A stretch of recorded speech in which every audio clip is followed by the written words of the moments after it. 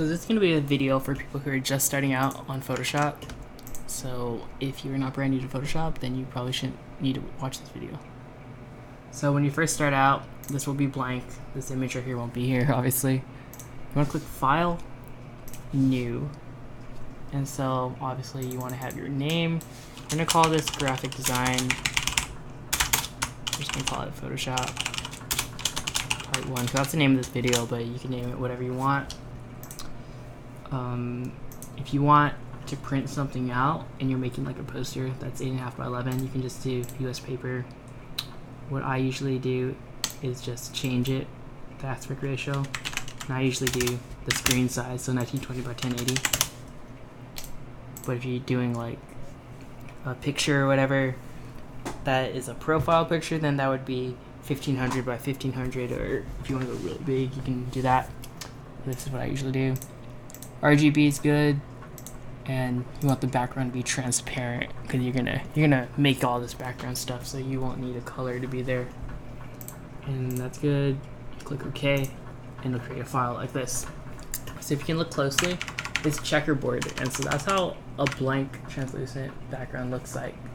So if you went on the internet and like went to Google and typed in, let's say, no background clip art, and you took something like the Twitter logo and you copied it, and you notice how this background is white, so it probably isn't. So you have this image, right? So one thing you can do with this image is remove the background. So there's a bunch of tools. This is your toolbar on the left hand side, and you can click the magic wand tool. And the magic wand is going to be able to pinpoint colors and just pick them out. So you have like the dancing ants around here, selecting that. And anything with the dancing ants will be deleted. So right now you have the selected area around the bird. If you want to have just the bird selected, then you can say select inverse, and it'll select the inverse. But for what we want to get rid of the background right there. So now you have a logo with no background, right? With Photoshop, you can also do a lot of text. The text tool right here, and you click left and drag to make your text box, and then you know it's made when you have this line right here. You have like your sample text right there. But before you do that, you can see that we don't see this. So maybe we want to have just a color in the background. So you come here and make a rectangle, okay? And I usually like to work on like a grayish background. It just feels better for me. And so one thing about Photoshop, you have these layers in the layer panel, and once you rasterize, which means take this thing, make it smaller, make it an image that you can no longer edit, just this layer, or if you select multiple layers, it'll rasterize most of them. It's a lot easier, and then you can lock a layer too, so it doesn't move on you. You can no longer select that layer. So now you have some text. And so let's see what we can do with some text. First of all, we might want to have like a center point. So we want to go to View and make some guides for ourselves. So if it's 1080 high, that means it's 540 vertical. And if it's 1920 wide, that means it's 960 vertical right there. So if we take this text and we shrink down the text box, about right there, that's good enough. It'll be able to snap in the center, like that. So now our text is nice and centered. So some things you can do with the text, you double click on it, and you have all the fonts right here. You have the size of the font, you know, if it's centered or not, and you can change the color of it if you want. We're gonna look at well, that is weird.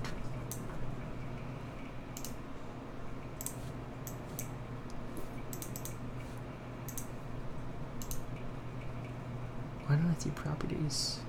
Oh, okay, they changed it. They're always updating, moving things. We're gonna look at the blending options in this. And with blending options, you can have things like a drop shadow. You see how I gave it a little bit of depth to that? And you can change the angle of it, angle of that drop shadow.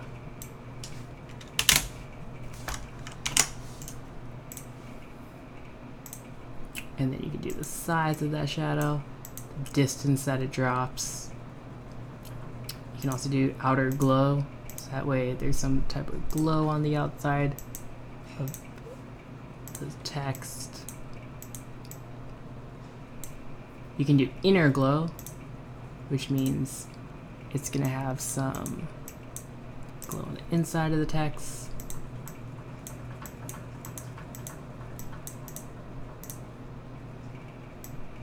Right, some nice little text things. You can play around with it. You could have the stroke outlined if you want.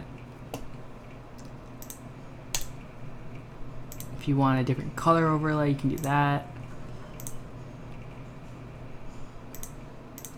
A lot of thumbnails actually use this. They'll make a lot of YouTubers, they'll make this color, say we want blue. They'll do this, and they'll come into here, do some inner glow, and make it like a slightly lighter color, like that. And they'll play with the size right here, give it some nice little paint texture, like that. See, it looks really cool like that.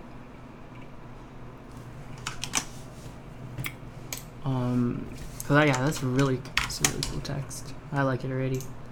So all that was an inner glow for that. You can copy those settings if you like it.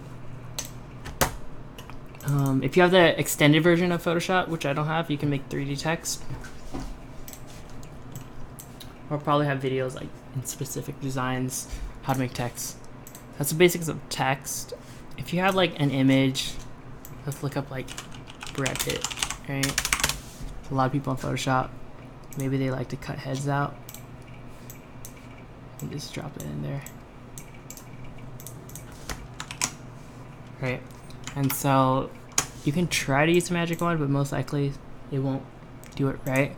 So I like to use a polygon or magnetic lasso tool, because the magnetic one will snap onto edges. See how it's just snapping on?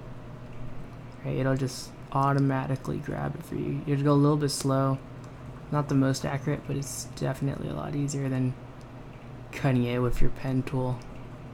See how fast it's just locking on to the colors. It's a lot helpful because the background is white. You can do that. And then this is when you can right click and select inverse and remove that background. So now you have an image like that and just cut out. So that's one thing people like to do in Photoshop.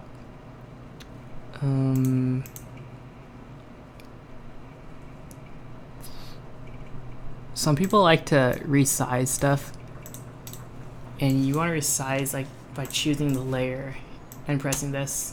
If you hold shift, it'll not stretch it like that or anything, just hold shift. But a lot of people click this, and this actually crops like your size of your entire image. So unless you want to actually do that, then don't.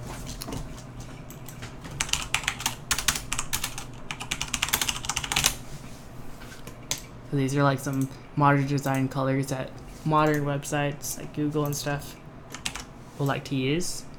So say you have a box with this color and you want it to be this color. You can take the eyedropper tool right here and select that color right there. Right?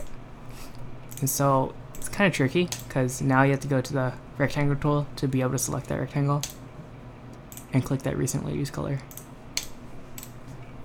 And so that's how you would make that a color. Right? It's the exact same color. You can use the eyedropper tool to copy colors like that. You can use the eraser. I don't really use it. But then one thing you might want to explore are the layer settings. So this is actually changed the luminosity. That's why it looks like that. Pretty cute. But like for this, if we want to make it translucent, I like to do it on overlay or lighten. tends to look pretty good. So let's just get like a background image to show you that.